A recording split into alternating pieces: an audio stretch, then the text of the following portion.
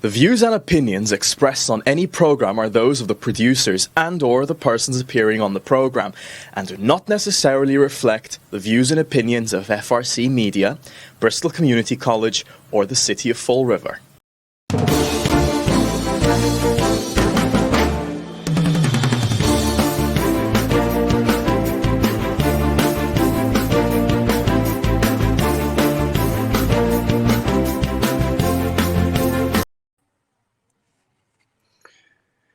Good afternoon. Welcome to another edition of Table Topics. Carlos, how are you? Hey, today? Good afternoon. How you doing? Good. Or I should have said, bom dia. Como você está? Estou bem. E tu estás bem? Bon, right? Is that it? Bem. Or is it bon? Bem. Ben? All right. I thought it was Ben. B-O-N, but it's Ben. No. Bon is good. Oh, okay. All right. Well, I can say good. I can say bon too, right? Yeah. John. Yes, sir. So, should I ask how's Fall River in your neighborhood? Well, actually, what was interesting today was I heard a lot of helicopters flying around. And I was trying to figure out what the heck was happening. And I found out that I guess apparently some bricks fell off a building on South Main Street and hit some folks. That's what that was all about. But yeah, I mean, other than the noise, it is extremely noisy. Motorcycles, big vehicles, noise. I've been here 27 years. This is probably about the worst year I've had. And we haven't even had the beginning of the summer yet. It's been extremely noisy. And it's funny because I remember your neighborhood meetings was every meeting was a complaint about that, and here we are. Yeah, it's worse now. You know what I mean? It's I actually like because I have the central AC. Over the weekend when it was hot, I put that on. It was great. But you open the windows, it's just the noise, and not only that, the backfiring. It sounds like somebody's got machine guns in the back of their vehicles. You hear that. So I wish we could be like Canada. Canada, you can get tickets for noise pollution like that. It'd be nice. I think we have an ordinance. Yeah. I think we have an ordinance. There's so much going on, Carlos. How can we expect the police to look at that? Yeah, but I mean, at least some they don't go to accidents no more. Yeah. They don't enforce the speeds. They don't enforce the phones. They don't enforce. So why have the rules then if they're not going to enforce it? I understand they're lowing people, but still, I mean, I didn't see one report yet of somebody getting a ticket for being driving on the phone. One ticket. I didn't hear it yet. Well, I'm just going to give, and I agree with you. However, I think with the state of what's going on with law enforcement, how basically, we have this effect that police are probably going to get to the point where they don't want to act because they're afraid of what repercussions they get. Because God knows everybody's got a cell phone camera. If somebody says a bad word, then that's all over the place, but people can say bad words to other folks. So I understand that. But are you going to pay somebody to go clean your house and he actually don't clean your house? You're going to keep paying him? Yeah, I don't think so. I hear you. You know what I'm saying? I hear you, but I'm also giving some credit to what's going on in this country right now. That those things. I mean, we had Carlos. Have you ever seen? And you've been here for a while. I mean, I've been here 30 years. Have you ever seen a point where a 14-year-old was shot during broad daylight? I don't think I've ever seen that before. Well, and we're gonna go there. Before we go there, you touched something that I have to say something about those bricks falling and on that building on South Main. And somebody already said it on Facebook. Here comes a sue because the sidewalk should be fenced in. So people should not be walking on that sidewalk. So now that happened, it's going to be a big thing about that. For 8 years, I am complaining about bricks falling from a building, 1616 Pleasant Street, the old cash register. How many times you heard me talk about this building? Okay, just because we did a neighborhood safe meeting, just like they did last night. We had many and many of those. If you remember, you probably came to a few. Yep. We had many, so they didn't invent the wheel. We've been there a long time ago, and nothing happened. So what happened was they put a fence for a couple of weeks around the building. Okay, if you drive by there now, and for the past 3 years, the fence is on the side lane against the building. Okay. So if that happens on Pleasant Street, don't come crying, okay? Because we've been telling you and the city inspector and the mayor, I already brought everybody there. Even city councils, I showed that, okay? So if that happens there on Pleasant Street, don't come say that you didn't know about. That's something that gets me very upset. About the meeting last night, it's all smoke. It's election year, and it's all smoke. All smoke. Nothing new came out of that meeting. I didn't went there because I was working. I'm off today. If not, I was going to go there and I was going to tell them what I'm telling you now. They're probably going to listen to the show. It's election year, okay? It's only smoke, okay? We neighborhoods need the city support to do stuff and to make our neighborhood safe. Don't use COVID-19 to meet just when you want to meet, Mr. Mayor. Okay? And city councils. It was okay last night to meet and put all that people in one room. But we've been asking, okay, neighborhoods been asking places to meet, and nobody does nothing about. And what makes me even mad is that we have somebody, we're paying somebody, okay, to work with neighborhoods. Every Friday, she has her check on her hand. She's doing nothing for neighborhoods. Who is the new neighborhood person? It's this events coordinator. She has like 3, I asked her 2 things. During all this time. Okay? And I never got a result. Yeah. Something that I could pick up the phone myself and do it. Yeah. But it was just to say if it was getting done. Now you have people on that neighborhood saying, oh, we should have movie nights on the... Well, guess what? You didn't invent the wheel. Do you remember 9 movie nights we did all over the city? Yeah. We were there with the movie nights. We were there with the movie nights. Why? Because we had a mayor that cared at the time about the neighborhoods, mayor that cared about the crimes, okay, on these neighborhoods. But it's too bad that he's no longer in there. But I give him a lot of credit, okay? So, that's my piece, John. And I hate when people use situations like this. Couple people that got murdered, pretty much, to campaign. That was all campaign. Well, because out of there, nothing's going to come out of that meeting. Yeah. So you didn't attend the meeting, you said? No, I did not attend the meeting because I was working last night. But I mean, it's on the news on the WSAR, and I didn't have to be there.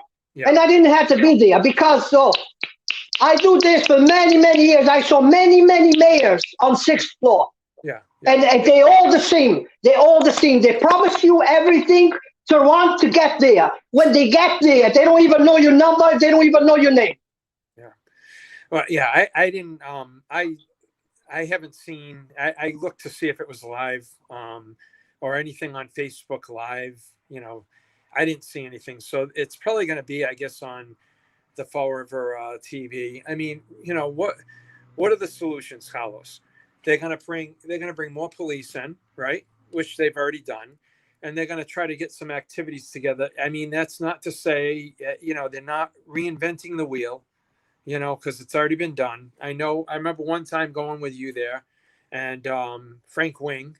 I mean, and I know that you did probably 100 times more of those than I did, but I remember being in that neighborhood specifically, but I know you've done it year after year. So yeah, I mean, I'm looking at with COVID has kind of messed things up. I'm hoping now, as of the end of May, right? We're coming to the end of May now. This weekend, they're going to drop all these rules and regulations, no more masks. Maybe now people will be more to say, hey, can we open this back up? Because our group has not met since 2000, probably February of 2020. Due to the pandemic. So maybe it's time for the schools to let us get back in there and have our meetings, especially since this summer. I mean, it's not only going to be here, but I think it's going to be a busy summer, to say the least. So I think that we need to get people back out there communicating again, And I understand people want to do stuff on neighborhoods, but it's tough to get a permit to use a park. Yeah. A city park. Yeah. They have rules on top of rules. You need bathrooms, you need this, you need that. You know what I'm saying? They make it so difficult for organizations that don't have money. The only reason this movie night is the drive movie night or whatever's going on now is because Senator Rodriguez paid for it. Yeah. Okay? Because the city don't have a budget. The city should have a budget for entertainment for this on the city for the summer months. Yeah. Okay, Well, they should have a budget. Well, I think years past, Carlos, didn't they take money out of the CDC fund, because that's what the community development fund can be used from, right? You know why? You know why we did 9 movie nights that year? The year that Flanagan got kicked out of office, because Flanagan saved money. Okay. From one carnival that he provides to the neighborhoods. Yeah. Okay, he saved money because he was planning to do something for the neighborhoods, and we used that money to play movies all over town. Okay, he was the one that you almost got crucified because he closed one of the streets to put an ice rink outside City Hall. That's thinking outside the box. You remember that? Yeah. No, I mean, that's thinking outside the box. That, to me, was a mayor that care about neighborhoods, that care about the city. Okay, he did mistakes. Yes, God forgive him for the mistakes he did.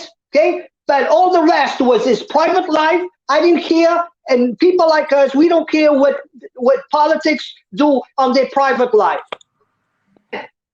You know what I'm saying? Yeah. Well, Flanagan gave us voice, which is important. We didn't have to go and interview for the chief of police. Okay, we were there. Niagara was represented there by Helen.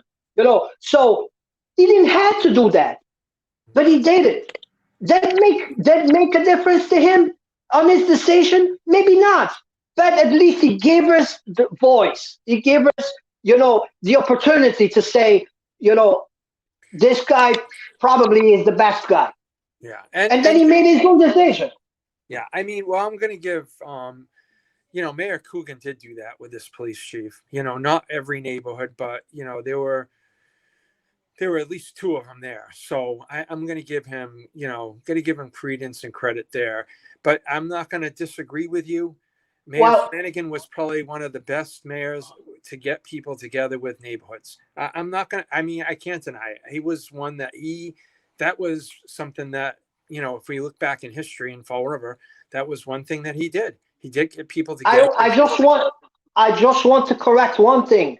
Yeah. Those 2 people that was on that board was not because they were picked, not because they belonged to neighborhood groups. Okay. was because they knew the mayor. Which one thing don't have nothing to do with the other. They were not representing neighborhoods. Because when you go and interview a job for chief of police, okay, you don't want there representing a neighborhood that the crime is low, right? I think it just makes sense to put there neighborhood representing neighborhoods that the crime is high, right? Yeah. Well, yeah, I don't know, Carlos, how it, you know what I mean? I don't know how, the selection came about, but there were folks. I mean, I'm not going to say I, is my neighborhood the most crime ridden? No. I mean, is the other neighborhood, the other person from that neighborhood, is it crime ridden? No. I mean, there are worse neighborhoods, I'm sure. Um, so that's, we got this whole situation now too, where, it's always, if you have a kid and the kid's not a good kid, right? The parent seems to pay attention to them more. So let's face it, a lot of the police attention is paid to the neighborhoods that are having issues. So, you know what I mean? You kind of look at it, and I'm not saying that's right or wrong, but I'm trying to say that a neighborhood, say like the Highlands, could say, look, all the resources are always down there. You know what I mean? We're getting houses broken into and all these other things, but they're always down there because there are these issues. You know what I mean? So it goes both ways, and I'm not saying that can't happen. I mean, what I think may have made a difference, and I don't know how much the community police are there, but I would think there are certain neighborhoods, such as the Corky Row, that they should have police walking around that park. I think the Flint could use that as well. The police walking around the parks so they get to know what's going on in the area. I think that's a good thing. Whether that's still happening, I don't know with the whole COVID thing. I know it happened before, but I think that we could use more resources because maybe they would have known that was going to go down. Who knows? But I think it's a whole change in society here. We have a 14-year-old that was shot and killed. I've never seen that here before. That happens in the big cities. That doesn't happen here. That happens in Chicago. Wow. It happens in New York. It doesn't happen here. So it is a big deal that it happened here. And it's gonna and unfortunately, John, is going to keep happening until Fall River stop getting funds, federal funds. Because guess what? They go to a rehab in Boston, in New York, and Bridgewater, whatever they're going. They come out of a 2-week rehab with a flyer saying, do you want to rent cheap? Do you want people to pay for your electric? Do you want food stamps? Do you want the government check? You need to fund a place in Fall River. Yeah. And they come to Fall River. Yeah. The money that, what our politics, our state representatives need to pay attention is the money that the city's getting, okay, to house these people. It's not enough to resolve the problems and to pay for the problems that these people bring into our city. So this needs to go all the way high into the state. Yeah. Our state representatives need to fight for us there to stop that. And then you have the problem is this apartments that are worth $800. Okay, they're renting the apartments for $1,500. So guess what? The state goes direct deposit $1,100. People only can pay for $400. So even if they don't pay the $400, the owner is still winning because the state's giving him an extra $300 for the apartment that's only worth $800. Well, I mean, I got two responses to that. The first one is the thing about people that are on in rehab. That happens here. When I worked up in Boston, I would mention that, and people that lived in Quincy, Malden, they were saying, we get people from your area that come down here because I guess that's part of the solution, to get them out of their area that they were in before so they don't get back in with the bad folks. That's not to say that they come here and they can find them. That is, as far as the Section 8 thing, I don't, rents are so high around here, but we're not the only ones that are having that issue. I have friends that live like in the Mid-Cape, Hyannis, Yarmouth, they're having issues out there as well. And you would never think going there that they would have issues, but they do. They have issues there in downtown Hyannis, Yarmouth, neighborhoods you would not think in Yarmouth that they're having issues with. And it's because they get an influx of people from all over the place. And John, yeah, but the problem is, I understand that we have our bad apples too. But if you compare our city with other cities, we have more than we're supposed to. yeah. That's why we have more than the other cities. Bad apples are everywhere. Okay, everywhere has bad apples. But the problem is, 1 out of 10 we can understand, but 6 out of 10 it's a difference. Yeah. Well, you know what, Carlos, how I look at it in this sense, right? Because if you're someone that's getting assistance for rental assistance, right? And say you live in Brockton, or you live, in Avon or Holbrook, any of those towns south of Boston, what's happened is the rents have got so high up there that people look and say, you know what, rents are $400 or $500 cheaper down here. It's a no-brainer, So eventually it's going to come to a point like where here, the people that live here are not able to afford it anymore. So what do? There's no place in this area that you can go to that rents are cheaper. So where do they go? They leave the state, So I just, it's got to come to a point where, and we were just talking about this before the show, that things have to kind of tread out. It's gonna have to bottom out. Everything is so blowing up. Everything is so blowing up, and it's bleeding. Yep. Okay, it's already bleeding that this is gonna pop. Yeah. But it's gonna pop. Everything's gonna pop. The houses, the health cares, all this things is gonna pop because it's so much you can afford to pay for. Yeah. And it's gonna be a mess. It's gonna be a mess because I still think, just like unemployment was done to help you when you looking for a job. Yep. You find a job, you say no to a job, that's it. They cut you off. Yeah. Housing should be the same thing. It's not for you to live on. It's for you to survive from. Yeah. You know, no, I agree. Survive. We have three. We have sometimes 3 generations getting help and rents paid and everything. We can afford much longer doing this. Yeah.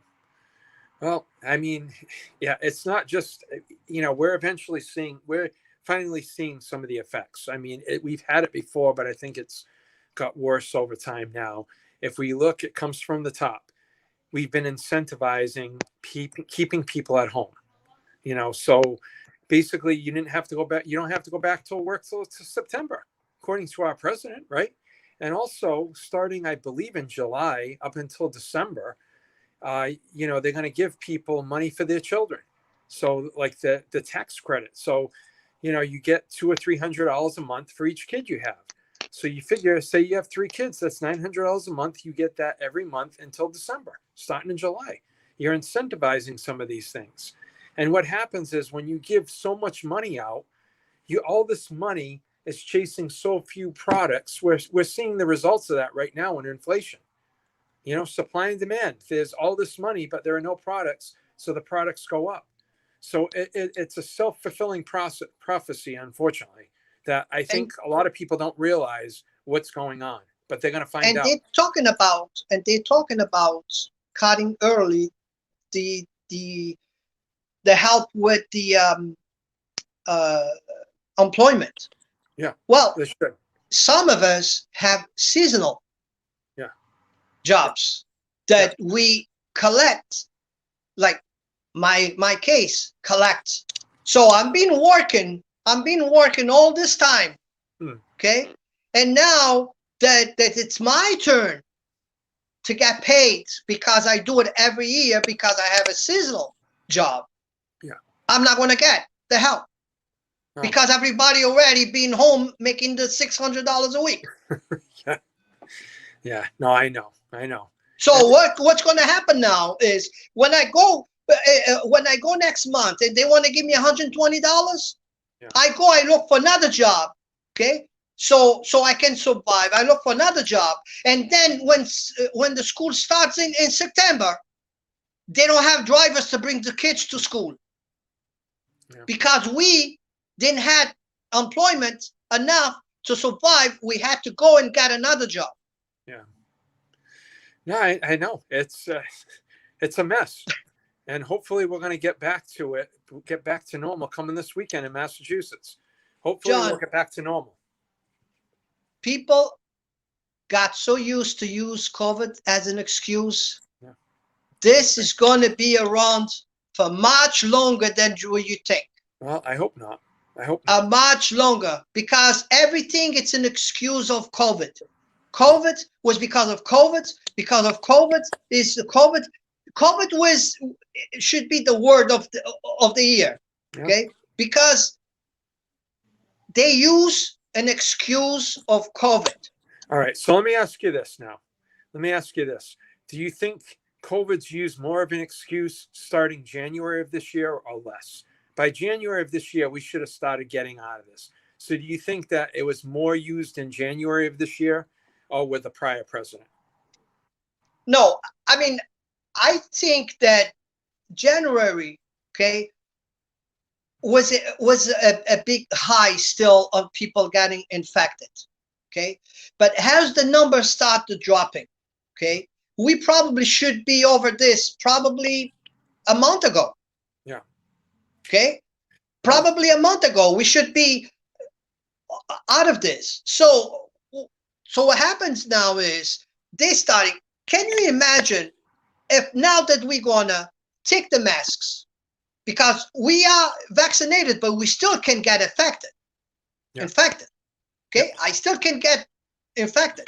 So can you imagine now that they remove masks and I get it again from somebody that refused to take the vaccine? No. And if that's the case and the numbers start rising again, we're going to be shut this time for 4 years. That's not true, because the CDC had said if you get vaccinated, nobody's in danger other than the people that don't get vaccinated. Those are the folks that are in danger. And that's according to Dr. Fauci. Now, what's interesting, let me bring this up here real quick, a minute.